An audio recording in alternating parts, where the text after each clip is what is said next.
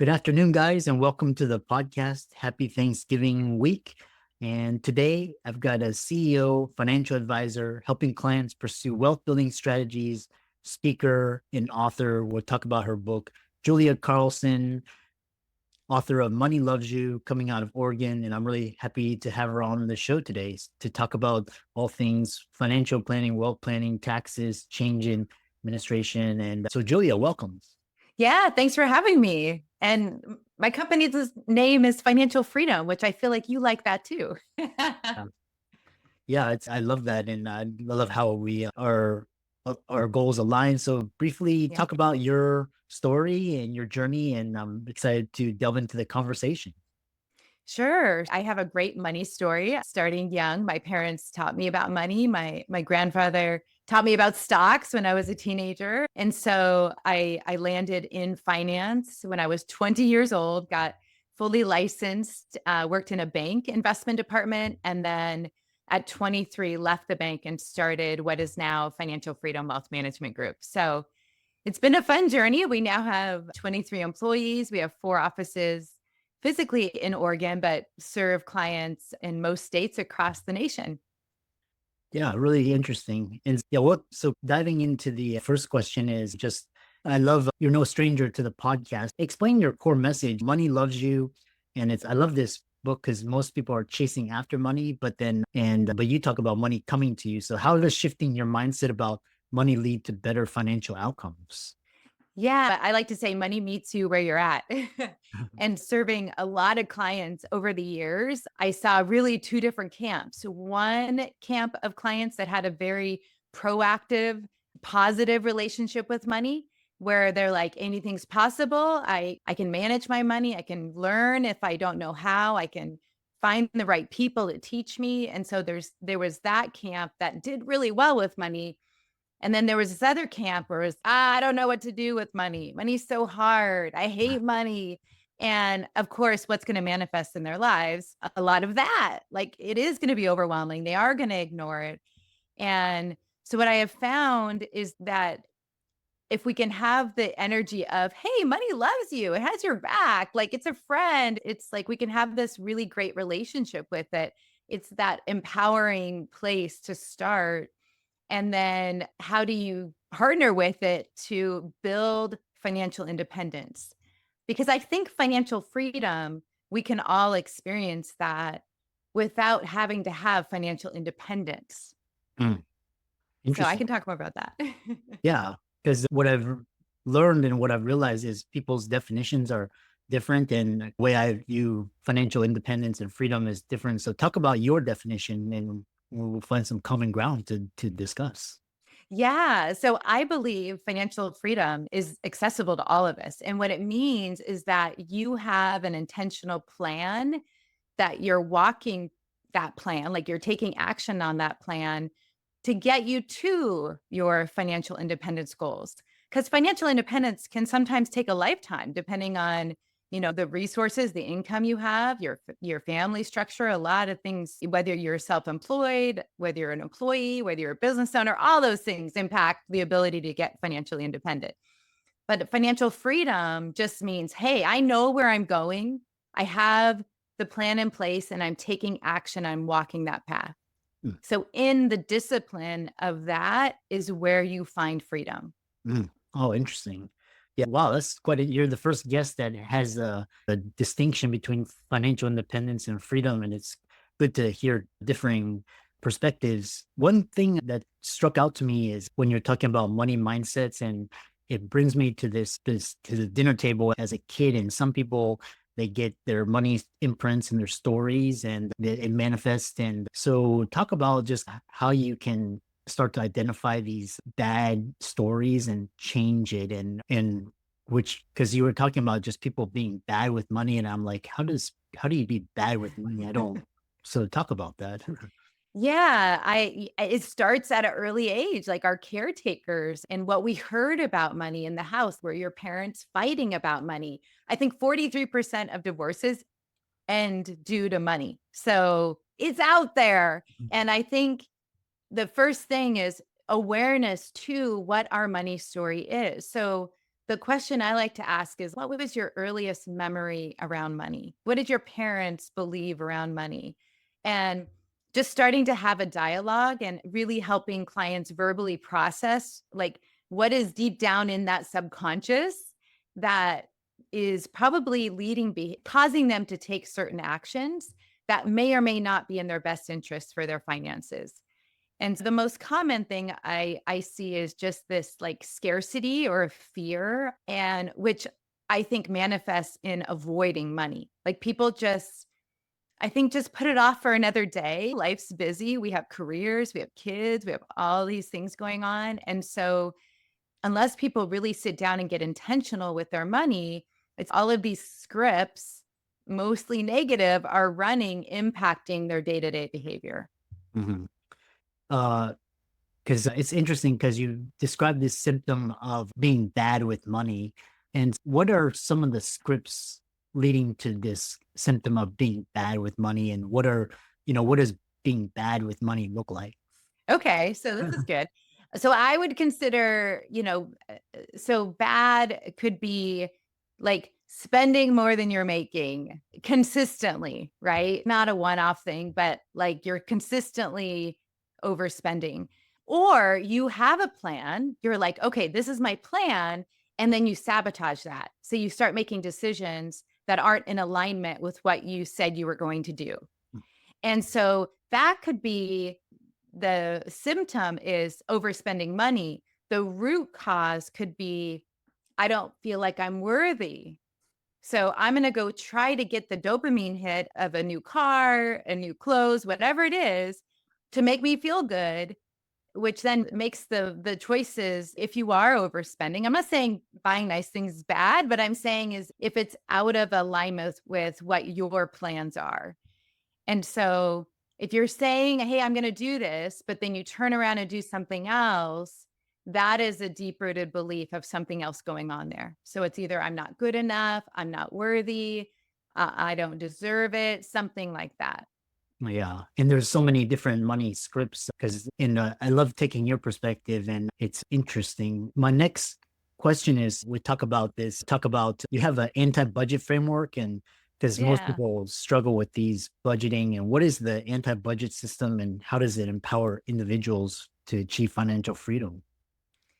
Yeah, over, again, my career of helping people, what I've realized is people are like they resist budgeting. Again, it feels like something very restrictive. It tells like someone is telling you what to do, even if you set up your own budget.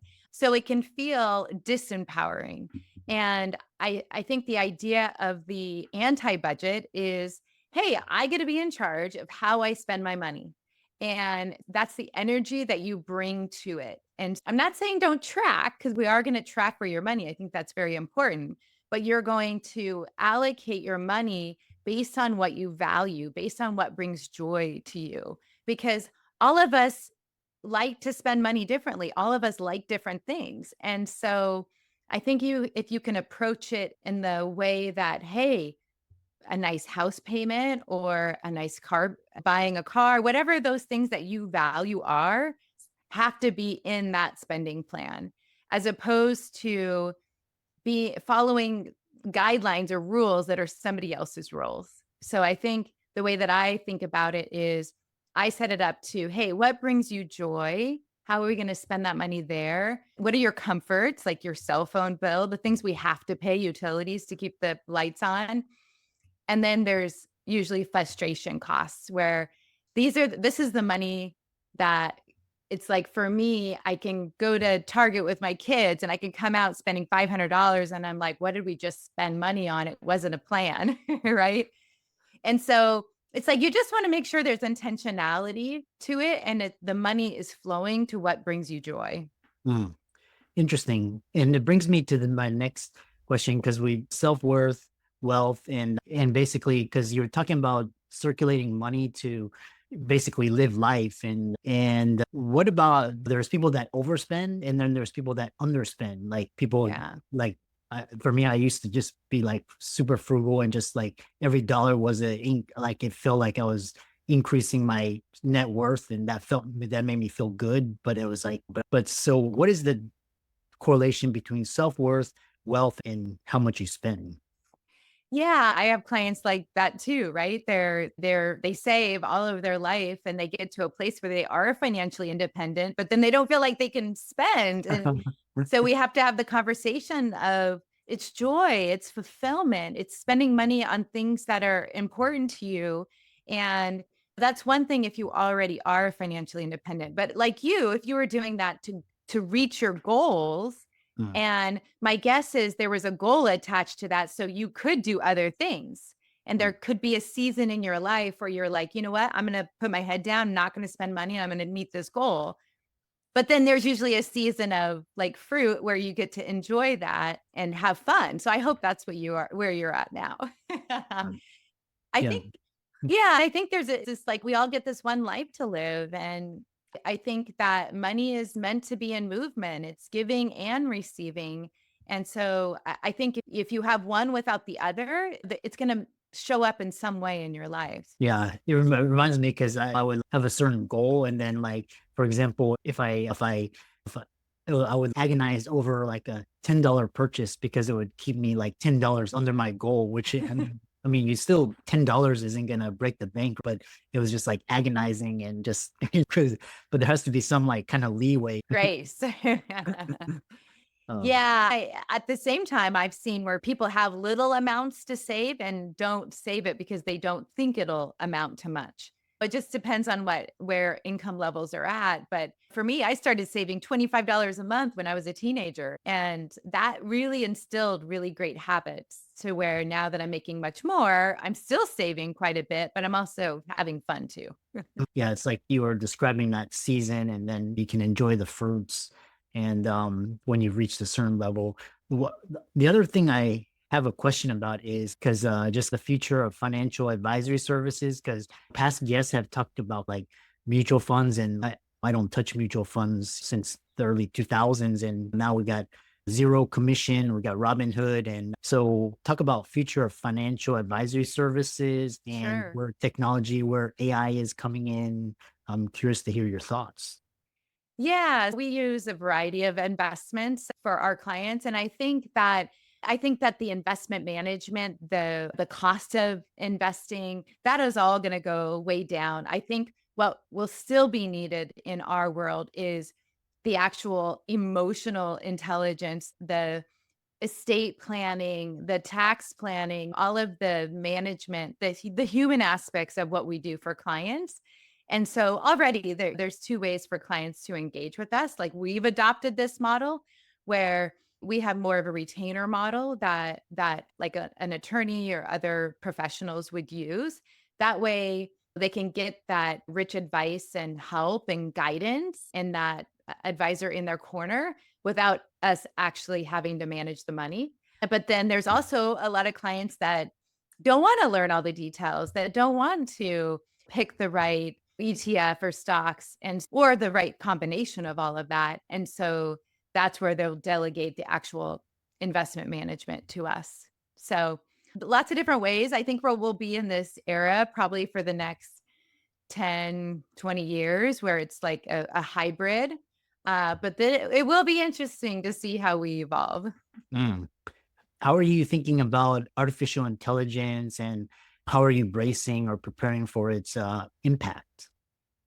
Yeah, I think that having exposure in investment wise for our clients is really crucial. I think this is going to be a whole new, it's going to change our world as we see it. And we are already implementing that into our practice, whether it be like note taking when we're meeting with clients. We have to take our notes like a human. And so now we'll have technology that will take that notes for us in such a better way. And so I think that I'm more of an early adopter of the AI, and I think that they'll probably be my industry is very, um, older, and so I think there's gonna be a lot of the industry that just decides to either sell their practices or retire because they don't wanna adopt the technology at the speed that it's gonna be coming, and so I think it only makes us better. I think that's the way we have to look at it.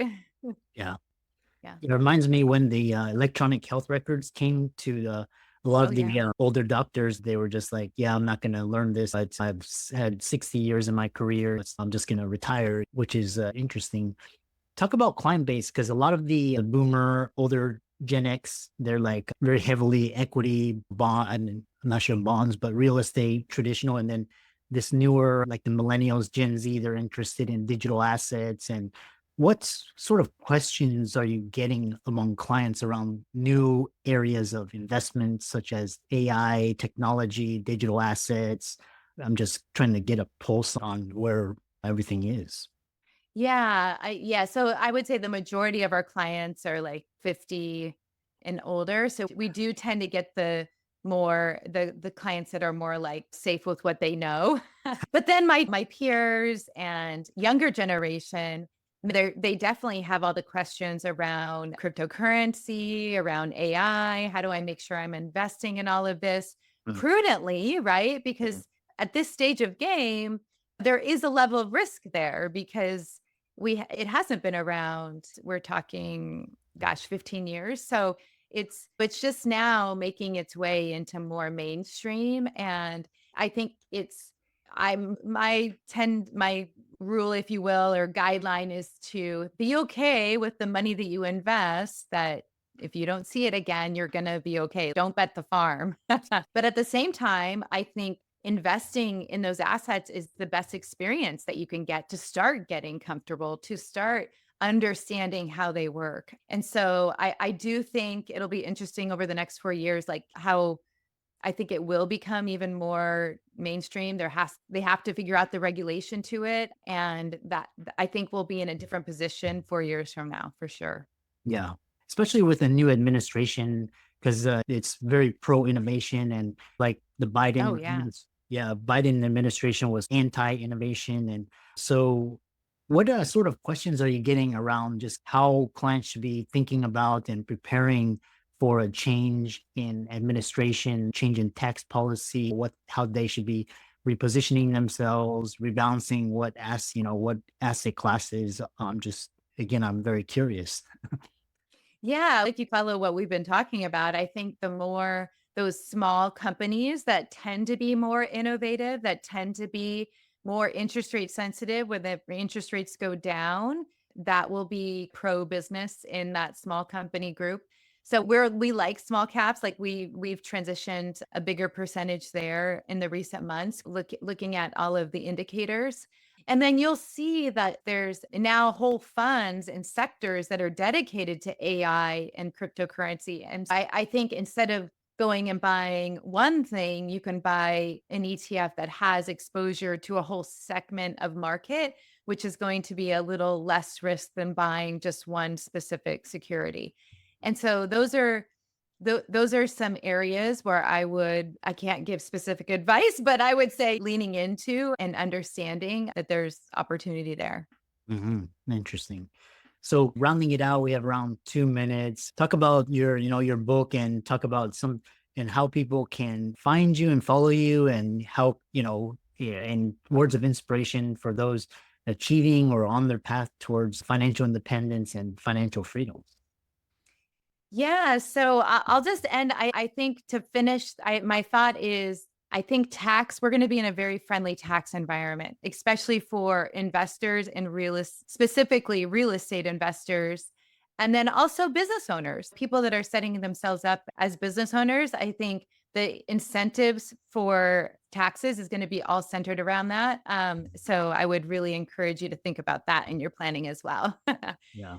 But yeah, my book, Money Loves You, is on Amazon. So you can get a copy of the book there.